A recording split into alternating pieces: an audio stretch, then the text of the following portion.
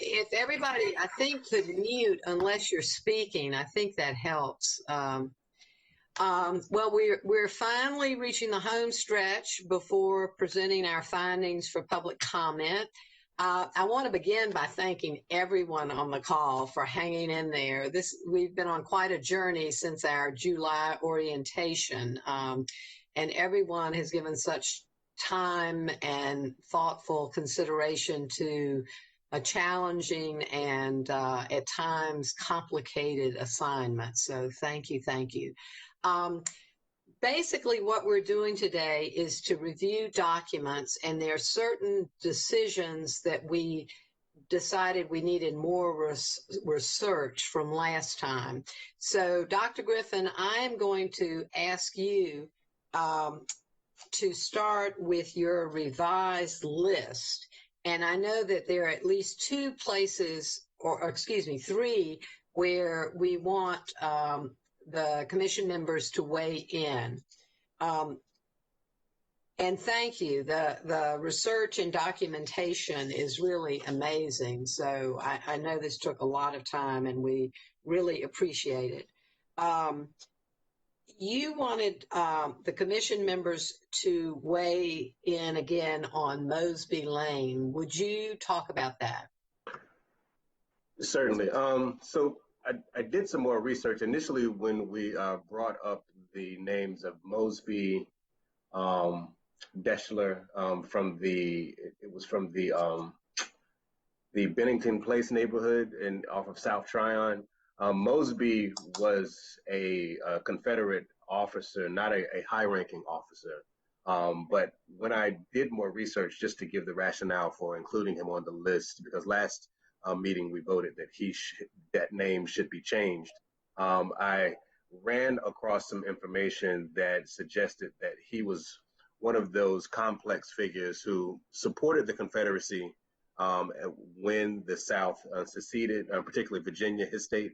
And as you see from the entry that I put, that I added to the list, he had the nickname of Great Ghost, and was a sort of known, I guess, covert spy for the Confederacy, traveling in and out of the South. But at the end of the war, it says that he had become wanted by the Union, but Ulysses S. Grant eventually pardoned him, and he worked after the war was over to reunite the country as a Republican Party. So he wasn't a staunch Democrat. And so, again, there are a lot of people. I think he falls under the same category as a person like William R. Myers, who fought for African American voting rights after the Civil War.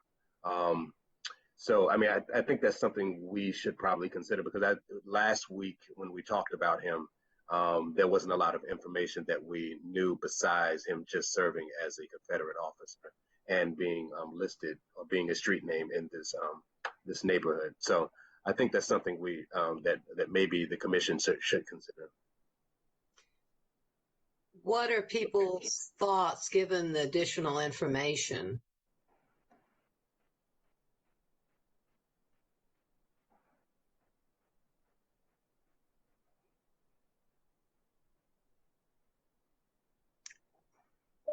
Hi, it's Lynn. He was a colonel, so I don't know. He wasn't a general, so I don't know if you consider him low ranking. I grew up in Virginia, and I remember his name, quite well. He was fought in a lot of battles and was quite well known. I was not aware of his post Civil War activities, which I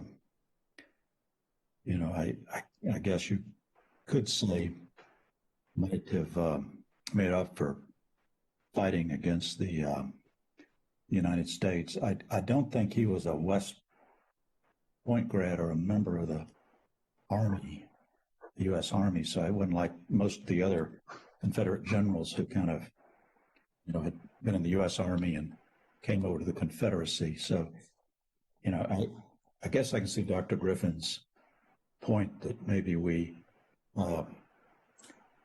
accept that as as just one of those names that we note, but see what the public says. But maybe we don't recommend it, for change. Yeah, again, I think his popularity, particularly in the places like Virginia, what I did find is that there was a television series that briefly appeared in 1957 that was based on him called the Gray Ghost. And again, and I know that he fought in the Confederacy, but mostly it seems as though he was not necessarily a part of a particular unit. He traveled throughout the South during the Confederate War, so again, serving as a spy. So I'm not really familiar with his story or the television series, but I thought that history is interesting. Other comments or thoughts? We will have to decide now, today whether Mosby Lane remains on the list for name change or it goes in that other bucket of names. So, other thoughts? And understand, I'm not making a case for him to not be included. I just thought that this information, it was not available for the commission last week, and I thought that it needed to be brought to the commission's attention.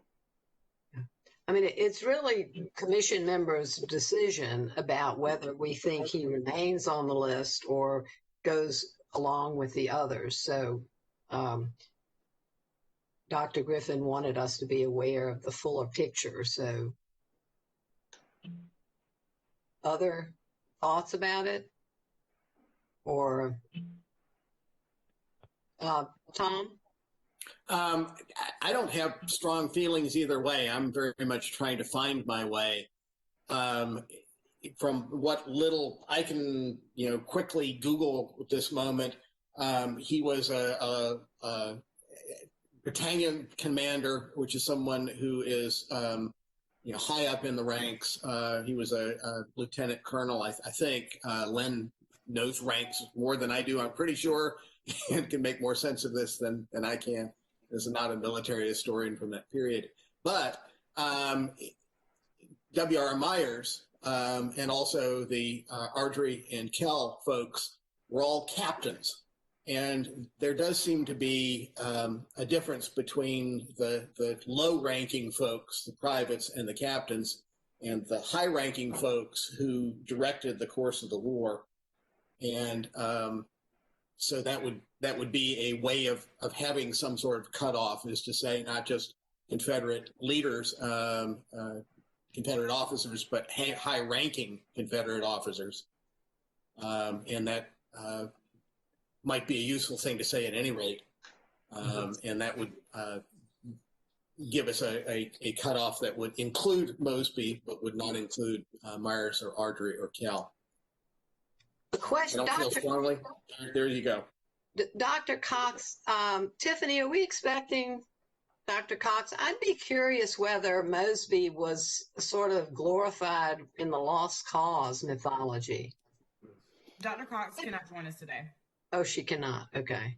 I vaguely remember the Gray Ghost television show. And it was very much in keeping with glorifying the Confederacy at a time. I went to Robert E. Lee High School, which was a new junior senior high in Baton Rouge, post Brown v. Board of Education. So my recollection is that it was in that time period, so that there was some sense of his, being a part of the Confederacy. But I grew up in Virginia, and I remember him. I remember the TV show, the Gray Ghost. Living in Richmond, I don't think there was ever there were never any statues put up like on Monument Avenue for him. And I don't know for a fact, although I would guess he probably would have figured in the lost cause, because I think he was, like Dr. Griffin said, a very popular figure for people. Thank you, Lynn. B, you had a comment. Yeah, I wanted to make sure that I am clear as well in my understanding. A good part of what we're doing as a commission is and the glorification of someone who came to prominence or had a role during that era of our nation, and then their subsequent glorification in the names of streets and things like this that we're talking about. If this was someone who didn't have that close an association to Charlotte and simply gained his glorification because of the lost cause mindset and that being used after the Civil War, saying the lost cause, I don't think that's a name that should be kept. It should be in that list. I know we want to say, well, the captains and the privates weren't as bad as the generals and the lieutenants, but their glorification came in that same level, is what I'm looking at. So while one may have had more power, all have received glorification. So that's kind of where I'm standing. Okay. Thank you. Appreciate that. Is there any further comment about? I'm sorry? Good morning. This is Donnie Simmons. I'd like a comment, please. Sure, absolutely. I submit that the narrative that we have been provided by Dr. Griffin meets the criteria under the charge and that we've documented that. So we should include his name. Let the public have some input on that. I appreciate that. Then I think with that comment, let's just do a thumbs up and thumbs down on keeping him on the list. So all those in favor of keeping him on the list. As we said last time, if you can put the thumbs up near your head so we can see them. Okay, very good. Then Mosby will stay on the list. Now, I'm sorry, my computer is moving slow. I just want to make sure you know this thumb is up. There it is. Okay, thank you. Now, apropos this conversation, we have 14 names for Confederate leaders and white supremacist leaders that we are recommending that the city move expeditiously to change, and that's what will go out to public comment. We have no clear consensus on the other names that were listed from the poll results and from the discussion last time. Dr. Griffin has written language that gives some reasoning for not including all of the names. But I think it's important that the commission is in agreement in putting this language out to the community and see if it is in agreement with this reasoning or if they want or if there's sentiment for a more expansive regime of street change names, changing more street names. So, Dr. Griffin, will you review that language for us? It's on the version that was sent out last night, and it's right after all the street names that we are recommending for change before those that we are not. I guess I could share it briefly so everyone can see it if they don't have it in front of them. Okay, thank you.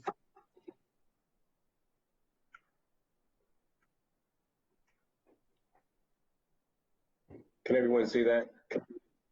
Let me increase the size.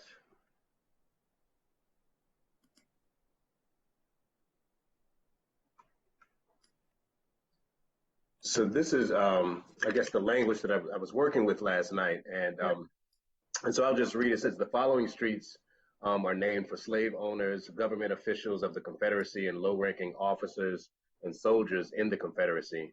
These street names have not been recommended for change for several reasons. And while it is problematic to argue that these were simply men of their times, the commission agreed that the slave owners listed have no apparent record of openly promoting slavery, but instead they could be viewed as members of society that took advantage of the dominant and very lucrative economic system of owning enslaved labor. Additionally, most of the slave owners on the list represent some of the founding fathers of Charlotte, Mecklenburg County, and the state of North Carolina. those soldiers who fought for the Confederacy as low-ranking officers might have been obligated to do so under the Confederate conscription acts. And so that's the language that I sort of came up with based on the conversations that we've had, some of the comments that were sought. I mean, some of the things that were sought for clarification. And so, again, this is a draft. If some of you want to change that or add to, feel free. But I think it's important that the commission is clear about that before it goes to the public. Thank you. Thank you. Let me stop sharing. Yeah. So I wanted to make a comment. The line that says the slave owners had no part in promoting slavery. Mm-hmm. I kind of got a problem with that. That's almost, to me, a psychological oxymoron. You're making money and you're not releasing anybody, but you didn't promote slavery. Somehow that sentence doesn't sit well with me. Maybe there's a better way of saying that, because somebody would say, I have nothing to do with it when they are owning. So they not, and you acknowledge they did make money from it. Economically, they profited. And that point, I feel, would be a point of argument, because if you economically profited from this, then there, conversely, you had to profit from it. So how do we get past that conundrum? That's what's striking me right there, because if I were sitting in an audience and read that sentence, I said, they have lost their mind. How are you going to say somebody who owns slaves didn't promote slavery? Because you are, by the fact that you own. So how do we deal with that? No, I mean, it was something that I struggled with writing it. And, I spent half an hour just thinking about that, and when I mentioned this idea of promoting slavery in a previous meeting, I talked about, the conversation came up whether or not, how we should judge these slave owners, or were they men of their times. And, there is a list of people who were who argued for pro-slavery, or are mentioned in scholarship of being pro-slavery, meaning that they went out and actually proselytized about the importance of slavery, and declared that enslaved people were inferior and needed to be enslaved, or came up with all these kind of crazy ideas about why slavery existed. And so that's the reason I sort of put that language there. I mean, again, it's just a draft. And I also thought about sort of current day issues and the economic system. And one of the things that my mind immediately went to was the presence of slum housing around the country, and in almost every city. And real estate has become such an important way for people to make money and invest. And there are people who may own homes that need to be repaired, but do not do that. But it does not mean that they, promote slum housing. They are just looking at it as a way to earn. They may not, so it's really, I was trying to wrap my mind around that language, but I definitely understand what you're saying. And I imagine some people will not be so understanding when they see that language, because after all, if you participated in the system, you supported it. Yeah, I mean, and this is the last thing I'm saying on this. It is what it is. And it may be right. What I don't want to happen is for the public to think, once again, Charlotte has very nicely and politely sidestepped this dance by not directing that aspect of it directly. Because that has happened in this city before on issues that concern race and concern people's dollars and where we go from that point. You don't want to upset one side, but how do you deal with the other side? And it ends up being more of other side you're just going to have to deal with. So maybe we can do something like that language, or if the commission wants to look at something else, but open that to the public and let them see the names that we looked at that didn't make the list, as we were saying earlier, and let them make that justification. Maybe it's not ours to make. I'm just saying, as someone who's grown up in the city, I've seen this happen before. to appease as opposed to answer the direct questions from the people. That's my concern. And that's it. I'm done. Thank you, B. Thank you very much. Lynn, did you have something? Yeah. Yeah, I agree with B on this. If you look at what's happened across the country, you've seen schools in the Northeast take names of people off of buildings because they at one point, got their wealth from participating in the slave trade. And so I think it is when I read that, I find it hard to go, well, why don't maybe we should be changing all these names. But I think we'll probably have to work on a way to make that differently. I mean, my original thought, was just that we've got a lot of names in Charlotte that are named after what I call the founding families of Mecklenburg County. And, and despite the fact they were they had some things about them that were not great, do we want to change all of those? Is there another way to handle it by contextualization or, just letting, I don't know what the right language is to put here of how we're trying to justify keeping it. I'm not sure my language is perfect either for that. So Tom just recommended that the end of that sentence be changed to slave owners listed have no apparent record of leading in defense and expansion of slavery. Say that again, please. Leading, no apparent record of leading in the defense and expansion of slavery. I put that in the chat. I was going to bring it up. Thank you, Dr. Griffin, for bringing that up. I really appreciate that. The word leading may get us past the promote thing and into the thing that I'm feeling us trying to grapple with. Well, I mean, I think that what I'm hearing, and this has been the challenge of this whole consideration, is that I think, today universally slavery is viewed as abhorrent, at least amongst the people on this call, and that there is certainly a case for changing every name, that there is that case. Then there are the more nuanced, are there people that are famous for something other than that they were slave owners, as the founding fathers? Again, there's that case. And then Lynn has made that case for the founding fathers of Charlotte, that people can be known for something greater than simply that they owned enslaved people. Again, there are people that agree and disagree with every one of those points.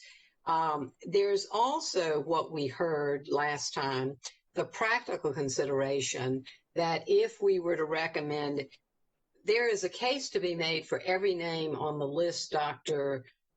Griffin gave us, which could be 100 names. I mean, one could justify from a moral perspective. But we heard from CDOT people that residents would be very unhappy. I mean, for practical reasons, not for moral reasons. So we're really trying to balance those competing concerns. And I think the language needs to be put out there to get the public comment. We want to put our view out there in a way that will solicit the most authentic feedback from the community and see where the community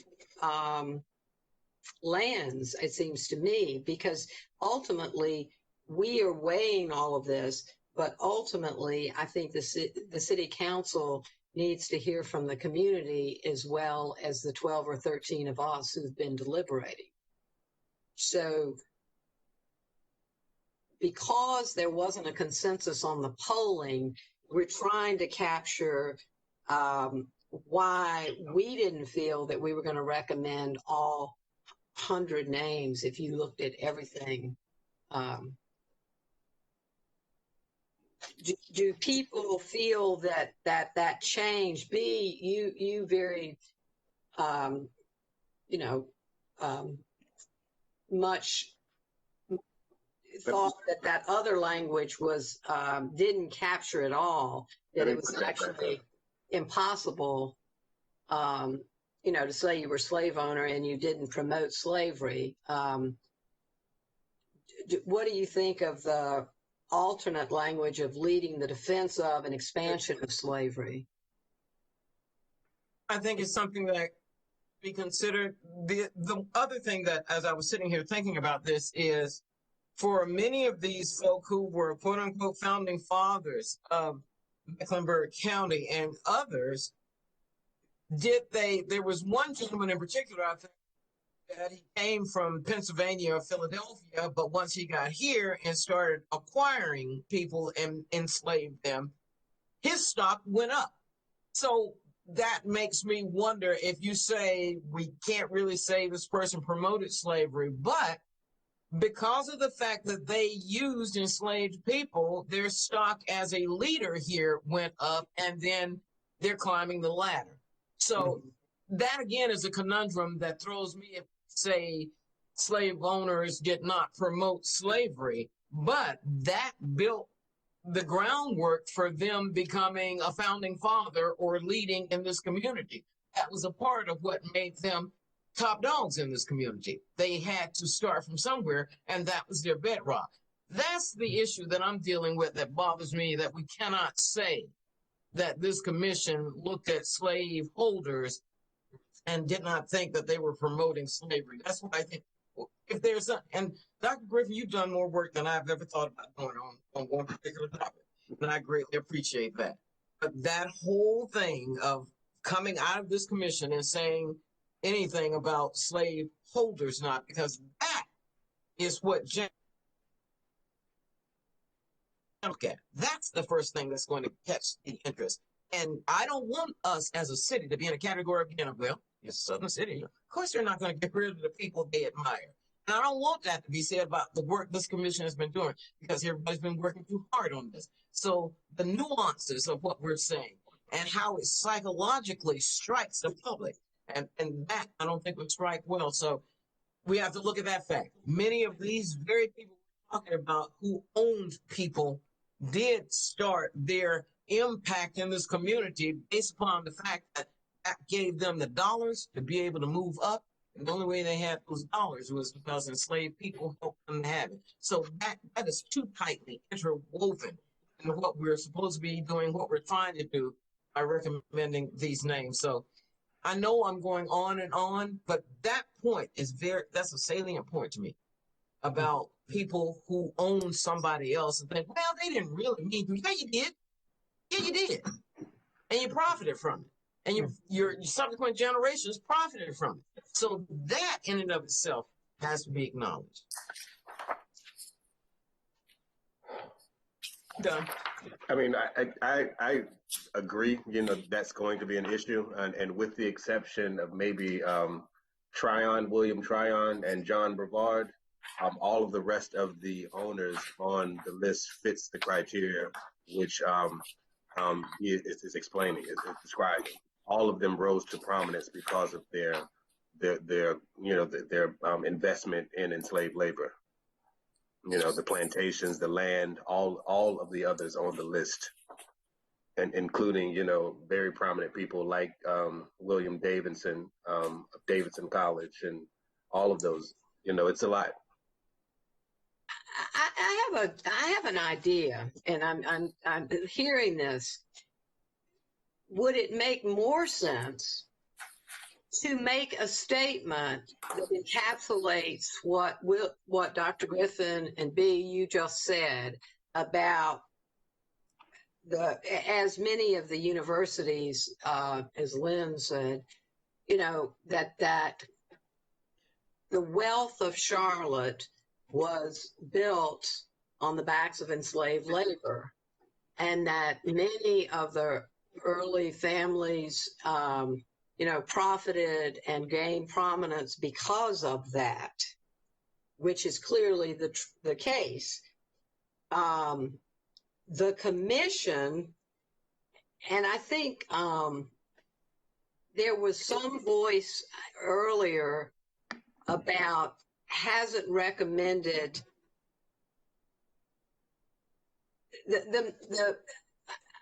I'm not trying, it's not out of politeness, and it's, I think, a statement of stating very clearly that Charlotte and the early families were built on this.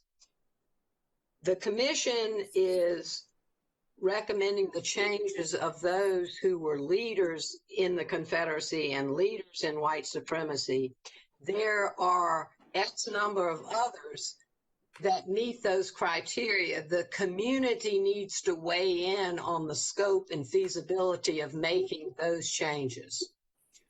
I mean, that's, you know, it's, you know, so do you recommend 100? Perhaps you do, but I think having the community weigh in on that scale and scope, or, I mean, I think making the proactive statement and then asking the community to weigh in about how many. I don't know. I get it. Thank you. I mean, I don't know. I'm trying to hear and reflect what people are saying, but some of the folks who haven't spoken, please comment. This is supposed to be our last meeting before we go out, so we may have to, I don't know how we would get something redrafted and sent out, maybe electronically, but others, thoughts about that? Yeah, Emily, hi, this is Alan Cronavet. And so first I want to apologize that I wasn't able to participate at our last meeting.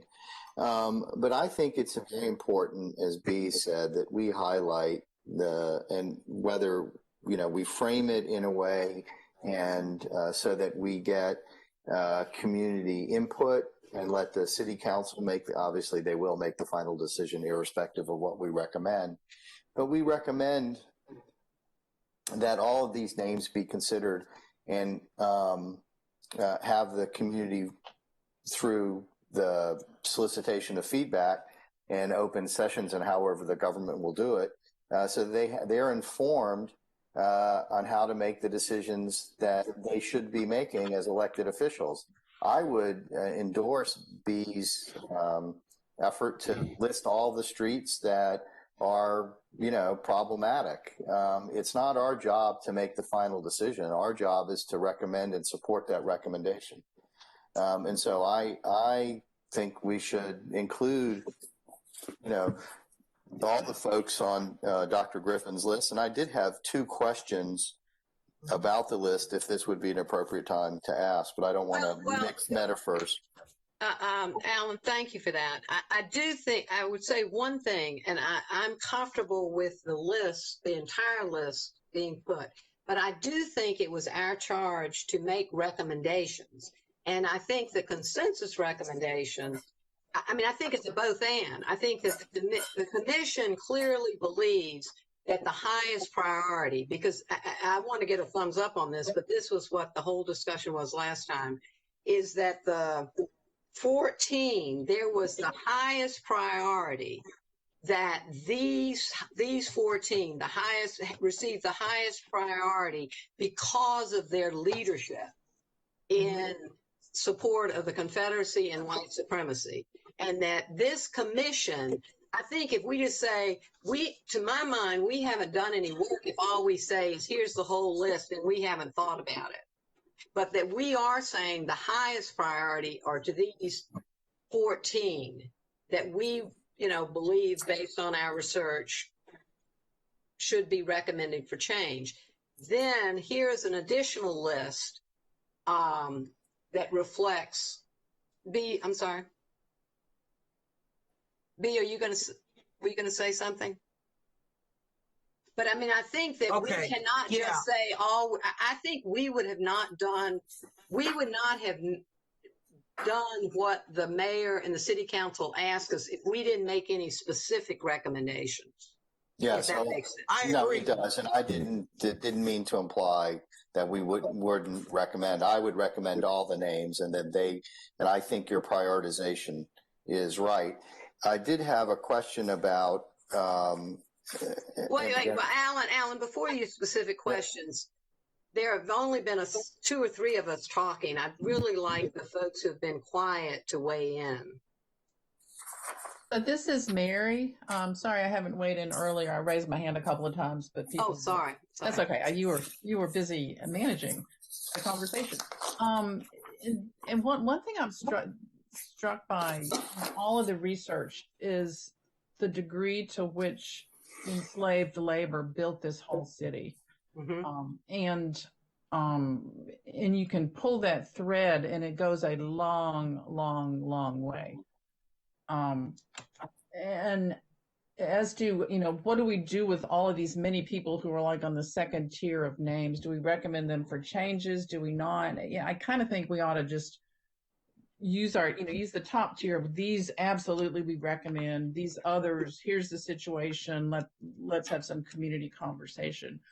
Mm-hmm. But I also wonder if the sort of opening preamble of the report, which I don't have in front of me, it's the one that I think Emily drafted and a bunch of people have had their hands in.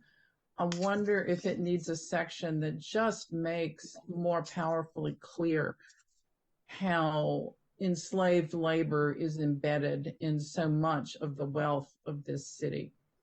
And not just this city. I mean, if you move from another state, it was probably embedded in the wealth of wherever you moved from, whether it was New York or Alabama or, who knows where.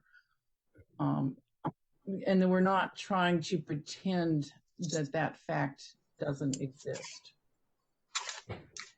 I think that's personally, I'm not wearing my chair's hat.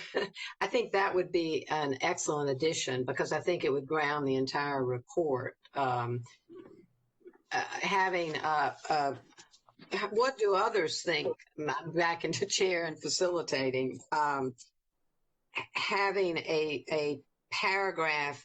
I mean, I think that talks about the enslaved labor for agriculture, but also what Dr. Griffin uncovered about enslaved labor in the gold mines would really, and talking about enslaved labor from the arrival of the first white settlers here, because apparently they did own or used enslaved labor.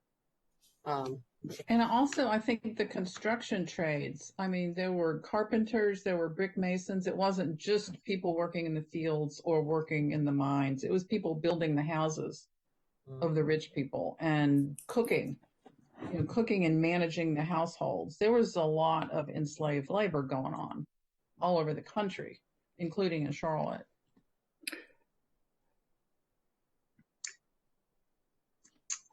Others? Some of the folks we haven't heard from, again, I really want to hear everyone's views. Fanny, I see your hand. Can you, can you hear me? Yeah. Okay. I agree with everything that has been said. And I guess, and I think there is a room at the beginning in the kind of grand scope to talk about some of these issues. And if we're going to have this this part that talks about why we didn't recommend these streets being removed, street names for the enslavers being removed, I think somebody did say that we shouldn't attempt to try to defend why we didn't do that. I think that would be a mistake. I think, you said, Emily, that there is a case to be made for why these street names should be changed. And we could just say that. And then SB and others have talked about, just acknowledge that, I mean, the enslavement of people was a system that benefited certain people, but I think we should also note that it disadvantaged other people. Mm-hmm. And that disadvantage has carried on Mm-hmm. today. And so in that respect, I mean, these enslavers did a disservice.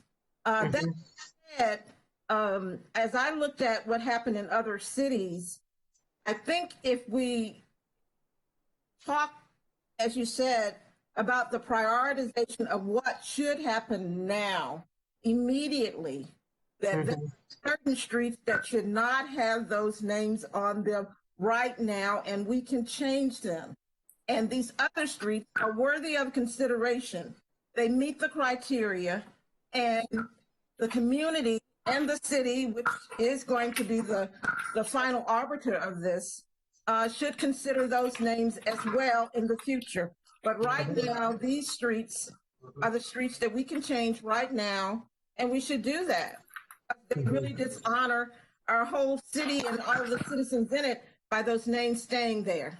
So that's Thank you, Fanny. Thank you. Kristen. I put a comment into the chat a little while ago. I don't know if that's a good place to I'm put sorry. comments. I'm not. I'm sorry.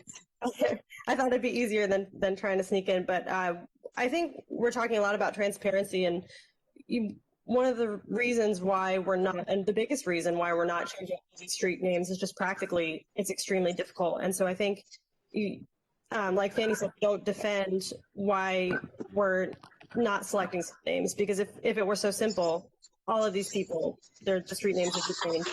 So I think we need to be very clear about the process and the impact it would have for the people living on the streets, and say, look, we're not forgiving what these people did because what they did was horrible.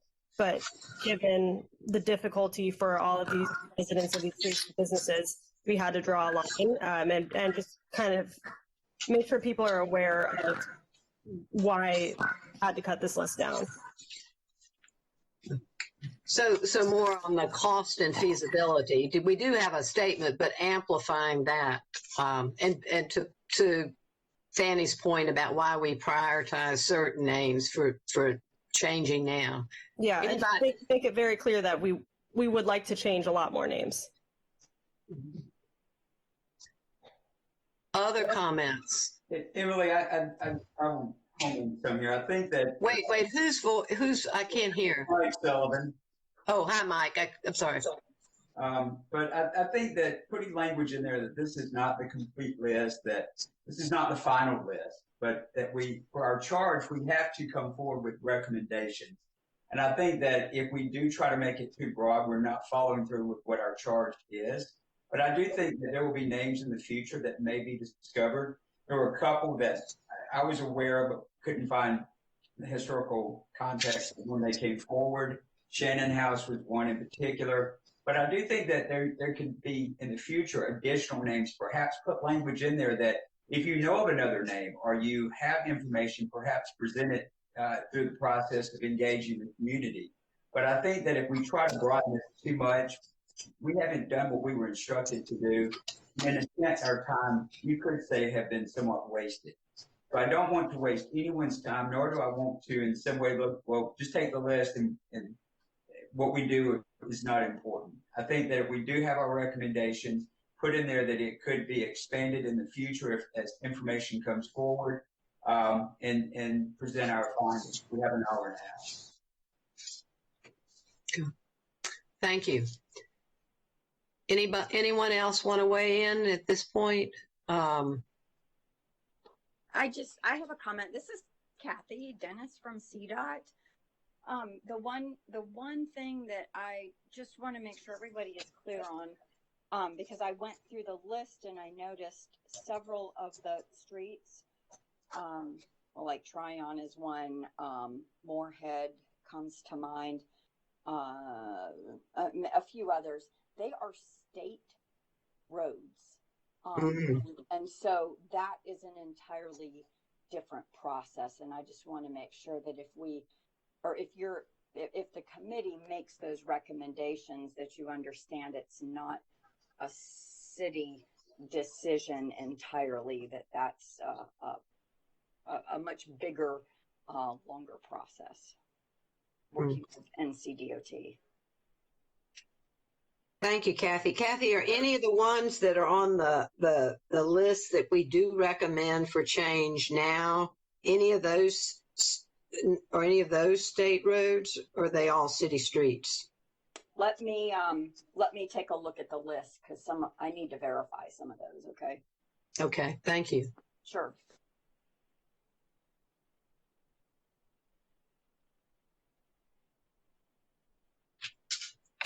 Let me ask also, if some of the roads are in the county, who maintains those roads? Is it the state?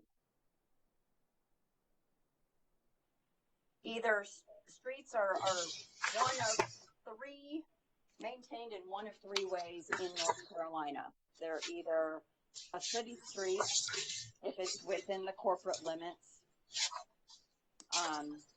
state maintained, anything outside of the corporate limits, but also some within. So, for example, portions of South Boulevard, because that's a state numbered route.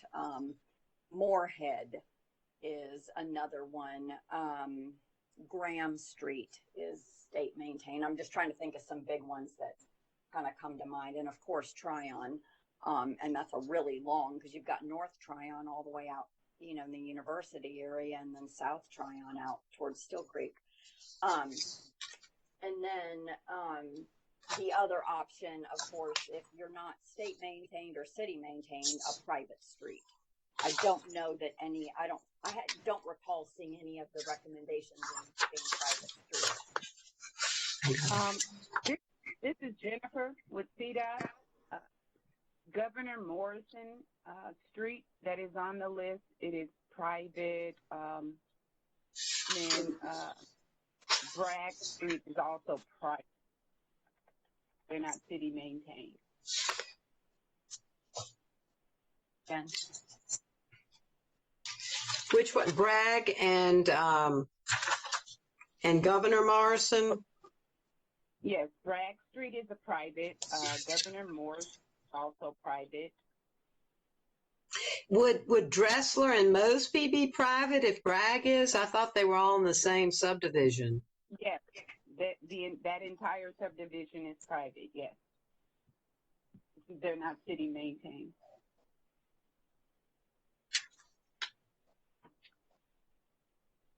So if we remove those because they're not under city control, the ones we would say that we would be recommending for expeditious change now would be Jefferson Davis, Hill, Stonewall, Jackson's Homes, Jackson, Pfeiffer, Aycock, Behringer, Morrison, and Zebulon.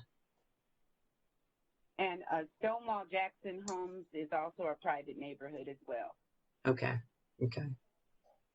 But not Stonewall Street or Jackson Avenue. Correct. Just Stonewall Jackson Homes Drive is private. It's a private neighborhood. Okay. So that would be 1, 2, 3, 4, 5, 6, 7, 8. There would be 9 city streets that we would be recommending to be changed expeditiously. Right, and I don't believe any of those are state maintained. Okay, thank you. Hi, Emily. Sorry, I was trying to keep my video off so you could see each other. Can you just repeat for clarification? I have Levester. He's also on the line too. He's listening, but just one more time, can you repeat those street names? The ones we would be recommending for change that are city control would be Jefferson Davis Street, West Hill Street, Stonewall Street, Jackson Avenue, Pfeiffer Avenue, Aycock Lane, Behringer Drive, Morrison Boulevard, and Zebulon Avenue.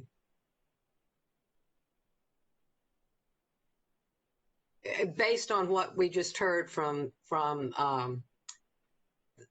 CDOT, that the others are the others that we had on the list are privately controlled. or not maintained by the city. Emily, I have a question. B. Thompson here. Then does that mean with the ones that were taken off that we go down and pick up some of the next ones down on the list? Do we do that? If that's the wish of the commission, I mean, we were basing those on who they were named for, but if there are others that in particular people want to raise up, I was going to ask B, let me ask this. I want to re-encapsulate what I believe I've heard everyone say. And then we can go back to that point. I'm just deferring it for a minute. Okay. Yeah. Is that all right? Yeah. Sure. Is that, what I have heard from this conversation is that in our introduction to the report, that there be a statement about what our research has shown is that enslaved labor built the city, and this is my executive summary of it, that not what would be written, but these were the two main points, that enslaved labor built the city, and that the enslavement certainly advantaged certain people who became wealthy and prominent based on that labor. And there were obviously people who were disadvantaged, and that disservice lingers to this day, that we are dealing with that legacy. But spell that out in a paragraph that is explicit and include that at the very beginning. And then when we get to our recommendations for street names, that we believe these, whatever list it is, that these are names that because of these individuals' leadership and active advocacy, we are recommending for immediate change, and that there's a whole list of others that meet the criteria, and the community and the city council need to weigh going forward. Is that an adequate summation of where we are as a commission? Mm-hmm. Okay. Yes. Emily. Yeah. Would it be possible, even though these are private streets, the handful that were identified, Bragg, et cetera, to footnote that them in the report and encourage the citizens on those streets to consider renaming them, even though the city doesn't have jurisdiction? Yeah, I mean, we can certainly, whatever we want to propose. And I would also recommend that kind of footnote for the street names that reflect, Dixie, Plantation, those sorts of things. That, in my understanding, is Providence Plantation is doing that. That they've already. I mean, that's number 3 of our recommendations, which we're going to circle back to, that the commission supports the efforts of neighborhoods and developers that petition for additional street name changes based on ties to slavery, the Confederacy, or white supremacy. Excuse me.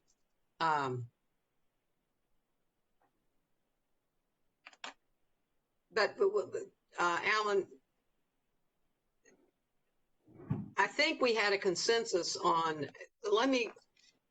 Tiffany, can you go to the summary of recommendations? Yep, I'll pull it up right now. 1 second.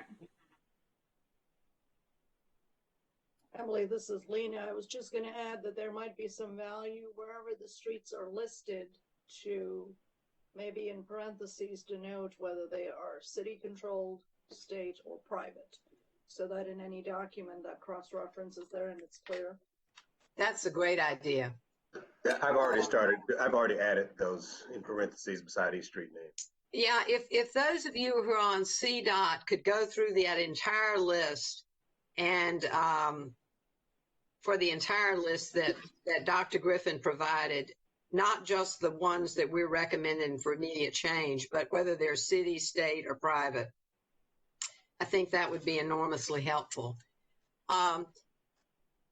Can everyone see this summary of recommendations, which I guess would become or some version of this would become the introduction to the whole report? What I would propose is that in this very beginning, there is a paragraph added talking about the city being built on enslaved labor, or that enslaved labor built the city, and that we acknowledge that up front, and that in fact is framing all of our deliberations. Dr. Griffin, do you think that's the right place to make that statement? Yes, I think so. Okay.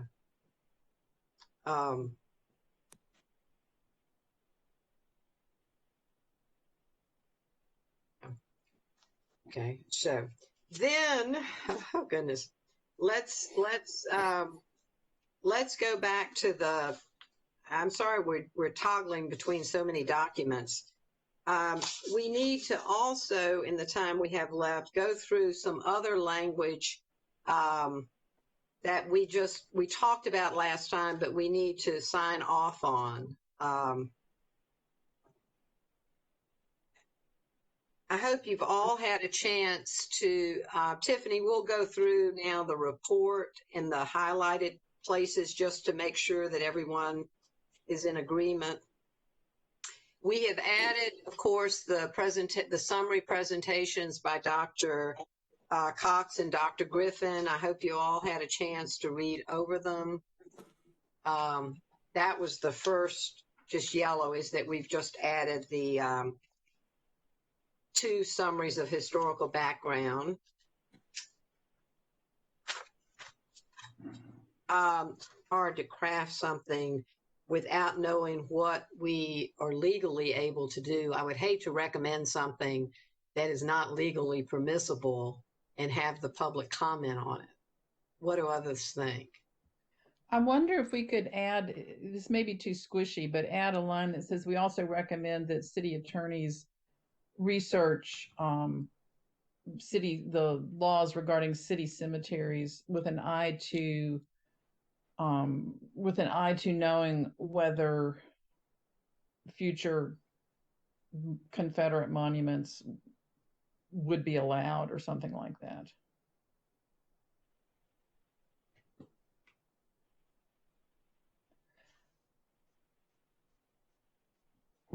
And certainly from the legal perspective, I think we can think through, and I think we can write some language that includes some mechanism or protocol with respect to maybe review when something is being proposed. I think that's the request, if I understand, Ms. Newsom, what you're suggesting. So I just want to make sure if it's something to be crafted so that either city council or whatever body needs to be responsible for that review has some control or some input in evaluating and possibly making a decision that includes declining an offer for something like that.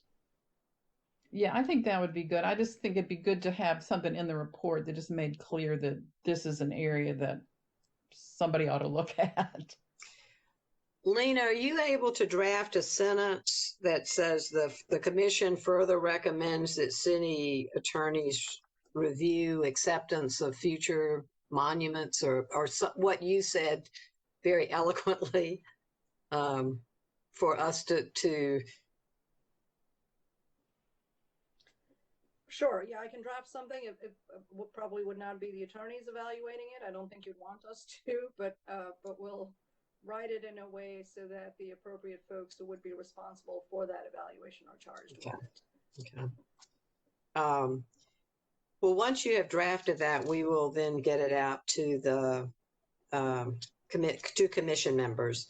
Now we return to the street names, and we have here the highest priority for change should be the streets named for Confederate leaders and for individuals, and we have those that we have had a clear consensus on.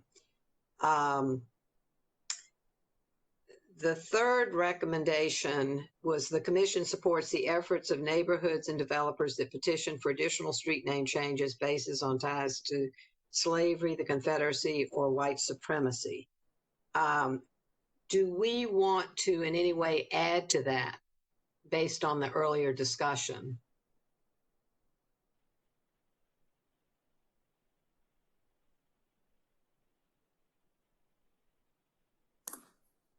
Could we add the word encouraged instead of support?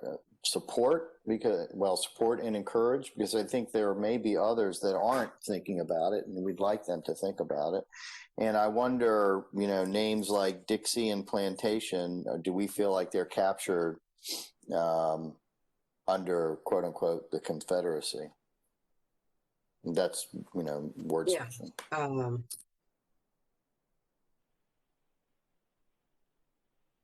I mean, or glorification. I mean, on ties to slavery, the Confederacy, or white supremacy, or glorification of the antebellum South, or some such. Is that? Yeah, that's great. I like that. Okay. Well, how do people feel about the support and encourage?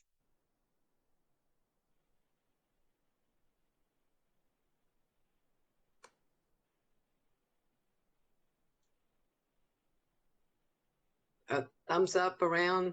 I can't see everybody. Folks that are on phone calls. This is Dottie. I support that recommendation. Thank you. That language. Thank you. So the commission supports and encourages the efforts. Okay. And then under the criteria for naming streets in the future, we had added 2 last time to the ones that were on the original list. And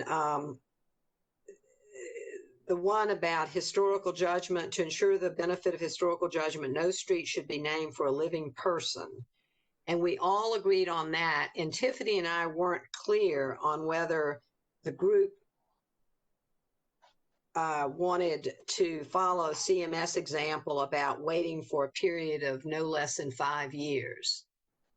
That's why it's in parentheses.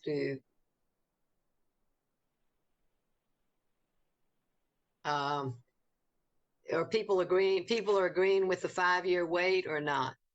Is the thumbs up for yes 5 years? I just want to clarify. Yes, for 5 years.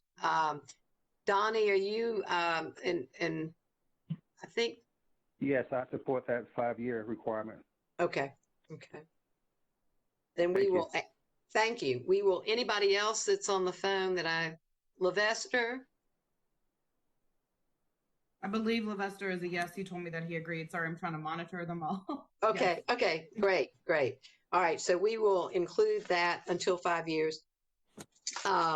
And then the other was consider loosening the city's street naming policies when appropriate to allow for streets to carry both first and last names of historically significant figures. We had been told that was not currently allowed, but in common names, we thought it important to have a first and a last name. I just wanted to make sure everybody was on board with that one. Okay. And then the recommendation 5, the commission recommends for future consideration the names of historically significant individuals, such as those listed below. And I don't know if people have had a chance to look at those names, and if everyone is agreement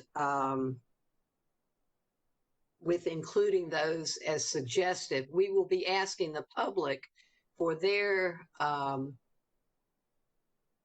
suggestions of possible names to be used when the city is renaming.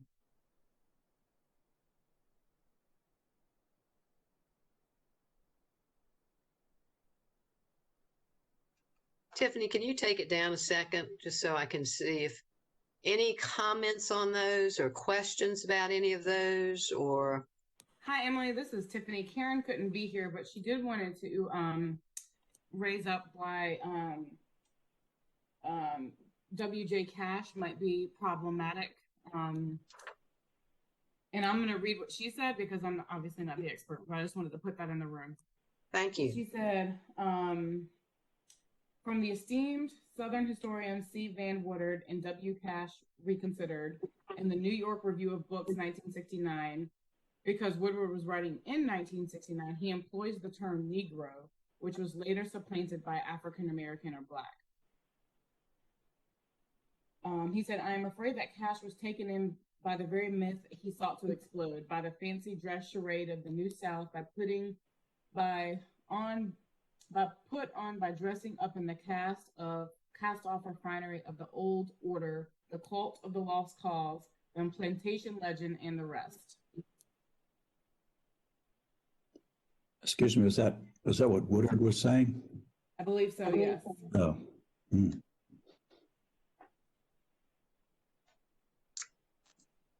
And she also added, finally, I'll add that the mind of the South does not include women at all. For all of its value, the mind of the New South is certainly about the white male mind. Yeah.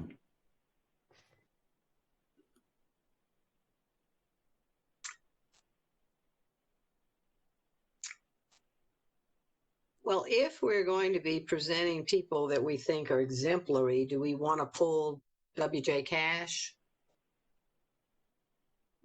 I would agree with that. This is a such as list. Right. This is not a definitive list. This is to get people thinking. And I would also suggest I'm a huge fan of Dr. Reginald Hawkins, but late in his career, he was convicted of Medicaid fraud.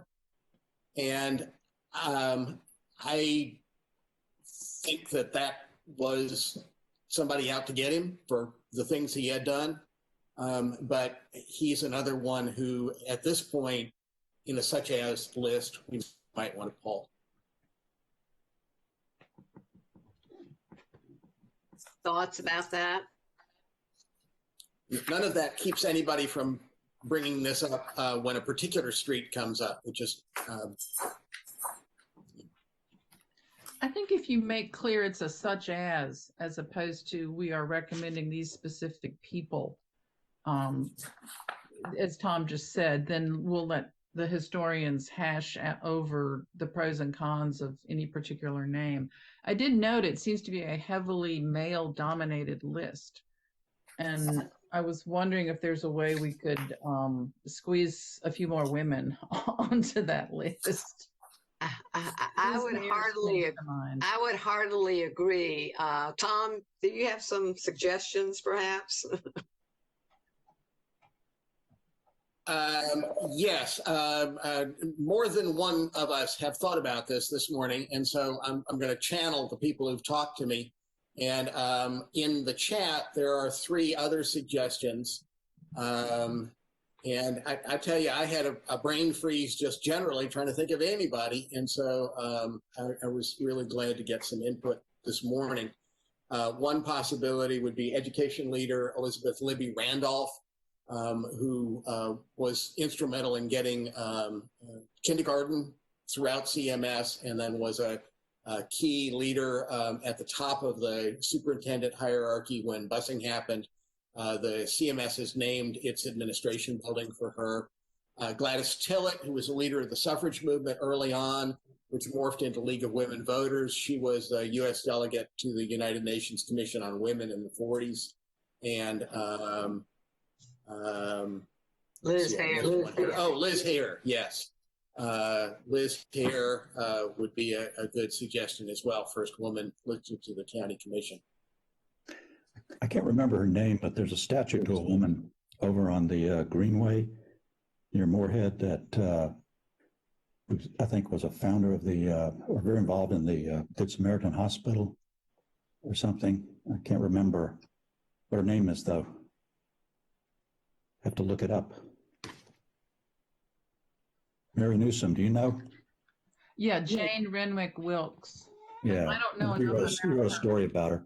Yeah, I think she was around during the era right after the Civil War and possibly even before it. I don't remember, but I think she might merit more historical research. She did start that hospital. but I don't know what else she did with her voice and her time and her money. Okay. Well, I think that perhaps, well, I actually had a question about the Count, who sounds like a fascinating figure and did a lot, but I really would like to know more about do we know anything about his views of enslaved labor in the gold mines? Because I think it could sort of like Jane Wilkes, it might be, he's one of those that is famous for something, but may have other views that.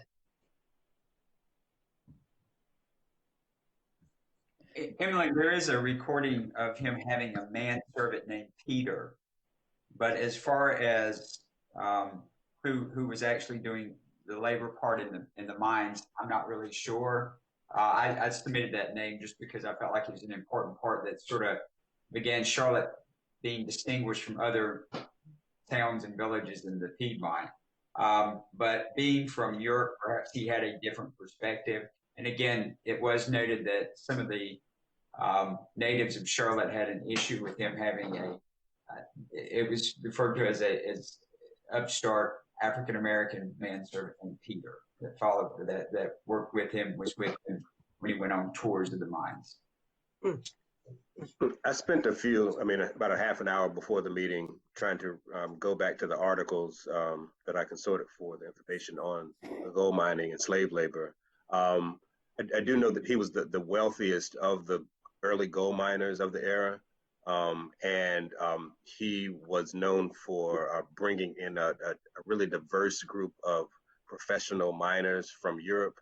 And the article that I consorted for the information on slave labor talked about the conflict that arose between immigrant labor and enslaved labor, which had always been the case throughout the Southern history. Whenever Black labor was put in competition with white labor, there was always some sort of conflict, because those immigrants that he brought over were viewed as more skilled labor versus the enslaved labor, who were doing a lot of the hauling and sort of menial aspects of that process. But I cannot find anything that sort of reflects on his view of enslaved labor. But I can continue looking if that is the way that the commission decides to make that recommendation.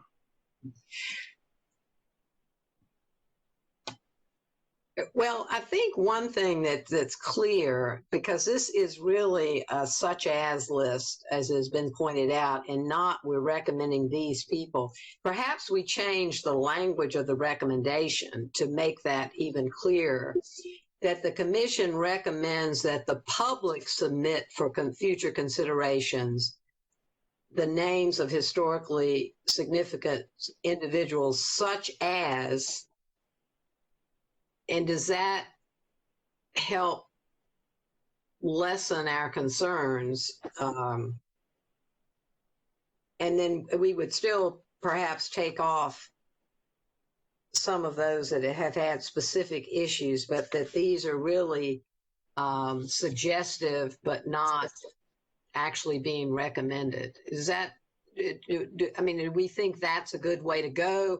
And then we have a month or so while the public comment is coming in, and that obviously some other body will actually do the historical vetting, because we recommend that the naming process should include public input and engage historians, historic preservations, and museum professionals to ensure appropriate historical context and documentation.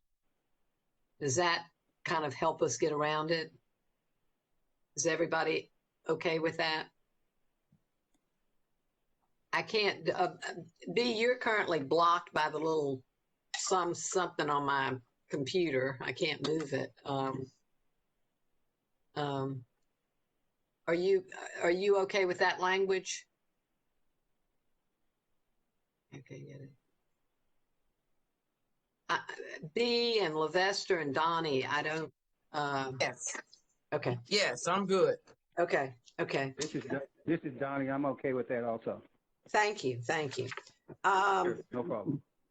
And then the final recommendation, 6, 7, and 8 about a new commemorative landscape. We didn't change anything from last week about our recommendations for the city to offer programming for reimagining a new commemorative landscape and for applying for a Mellon Foundation grant. Is everybody okay with all three of those? Yes. Okay. Yes. Okay. Okay. Now let me just look really quickly to see if there's anything in the longer report that we haven't touched on. I think the summary had everything.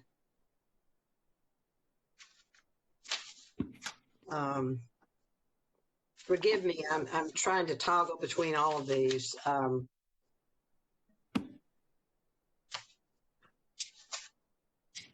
Yeah. Okay. I think there are at least two pieces of language that the commission should see before we finalize. And one would be the statement about the cities being built on the shoulders of enslaved labor, and as well as Lena's language about the acceptance of any future monuments in Elmwood. Do people want to have another Zoom meeting? Not Zoom, WebEx meeting, or are you comfortable simply receiving a copy of the report with the language and the opportunity to give feedback? We're under a bit of a deadline. Report and feedback. That's me. So you're with just send out the language and ask people to give us their comments. Agree. And only if there's some major issue would we have to reconvene before it goes out for public comment. I concur with that also. Yep. Is that, Fanny, are you good with that? Okay. Mary, where are you? I don't see you.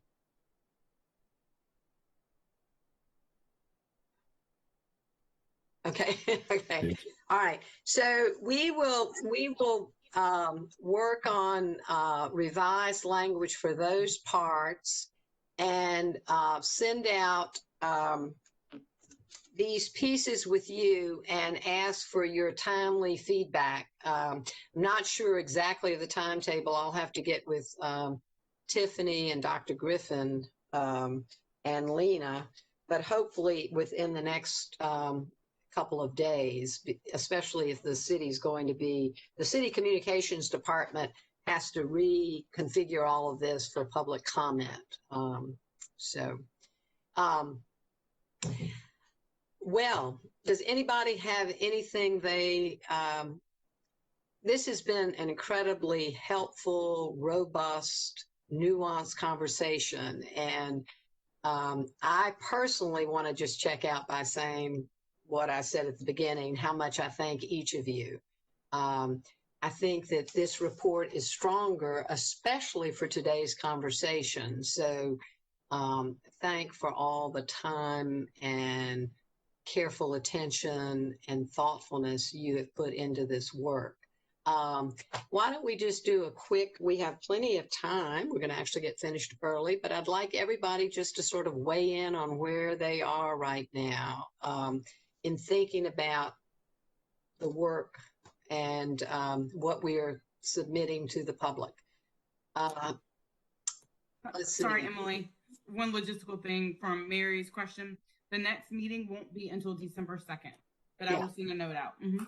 Yeah, the current, I'm sorry, before I would like people to weigh in and check as we check out. I believe, Tiffany, is it still true that I'm to go Monday just to give an update on the process to City Council? That is correct. So I will tell them about what we have done so far. It is not, it's an, what do you call it? It's the kind of meeting it is? It's not one of the official. It's an action review meeting. Okay. Can we attend or to support Emily? We are not in person yet. All of our meetings are still virtual for like public forum, and but you're welcome to tune in. I can send everyone the link That would be great. to tune in. But we have not had completely in-person meetings as of yet. Thank you. I just WebEx or however to it just to support Emily's presentation. I'd like to do that. Sure, I'm happy to send that. Thank you. Thank you. And then after that, it will be going out for public comment. And Tiffany, what are the three ways that the communications staff are thinking about currently? Currently, the plan is once we have something for them to kind of craft, so this is just a pure draft, is a survey that we would have on our website, and then we would blast out through community partners that we have and try to do listening sessions via virtual. They'd be virtual listening sessions that we would have, and then also invite public comment at the public forum. Great, thank you. And then that will be over a couple of weeks. Those findings will be compiled and synthesized and analyzed. And then we will receive that public comment and have time to review it hopefully before our December 2nd meeting. And then we will use the public's input to shape our final recommendations, which will be presented to City Council on December the 14th.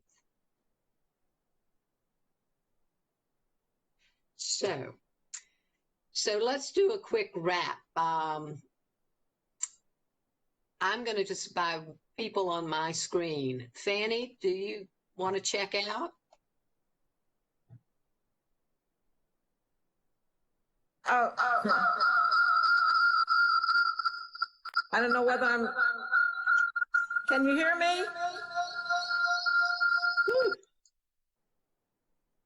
Can you hear me? Yeah, you're echoing. Let's see. I think part of the problem is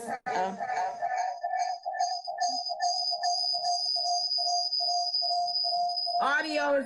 My audio is off.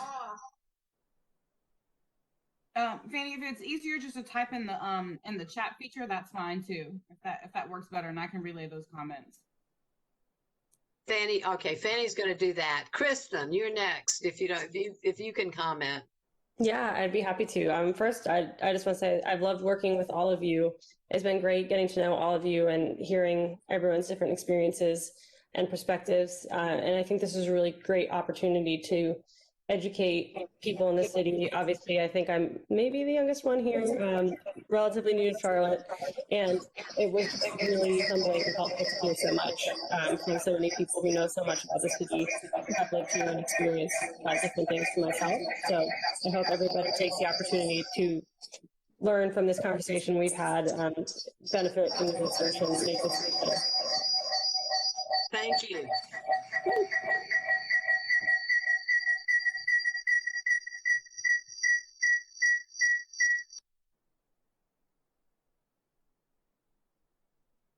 Sorry, Emily, I muted everyone just to see if that would help. You'll have to unmute yourself. I'm sorry, Emily.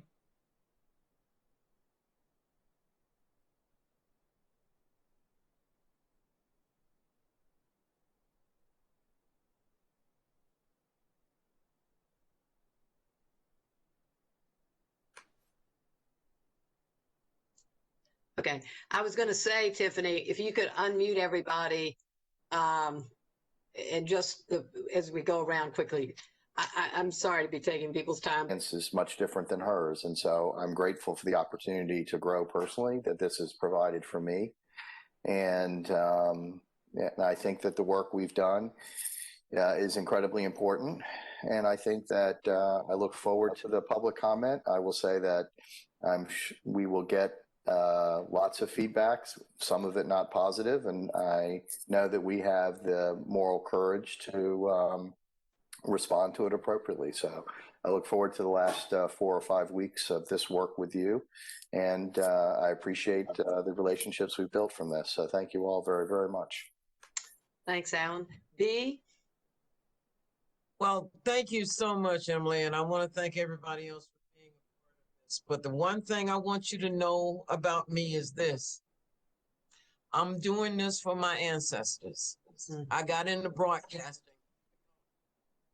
Ever asked us or told us anything that was going on until after the decisions had been made.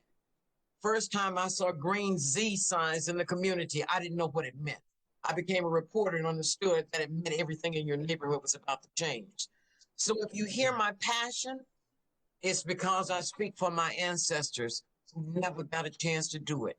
And as long as I got breath, that's what I'm gonna do. So thank y'all for going on this ride. Thank you, B.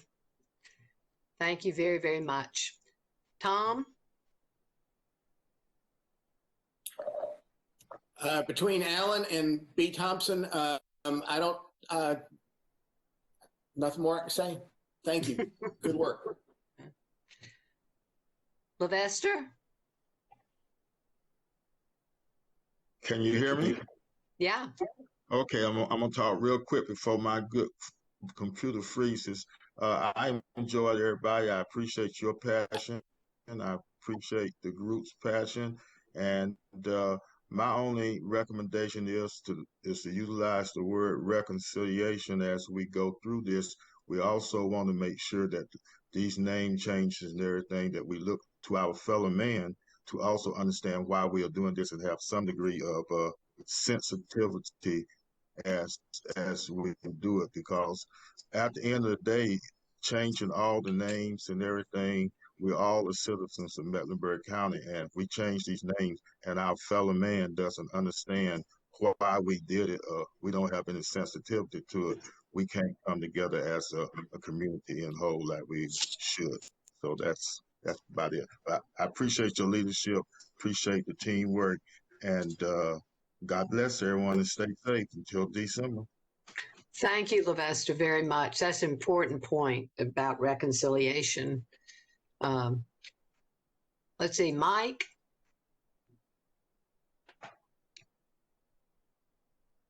Yes, when I started this, I said one of the parts that was important to me is to get to learn more about the place I've always called home, the South, and it's as you get older, I think you've seen everything and you realize you haven't, and sometimes it's an opportunity to look through the eyes of someone else, either younger, a different race, different religion, and it's a growing thing. And I think as you get older, it's harder to grow, but when you do, you appreciate it even more. I think as you do anything else, you had a chance to walk around a little bit more than some other folks. So I thank you all. And I wish the only thing I would change is if we could have possibly met together. I have about 23 meetings a week, and that's the only part I would change. Let's hope that changes soon. And thank you all. Thank you, Mike. Donnie, are you able to weigh in?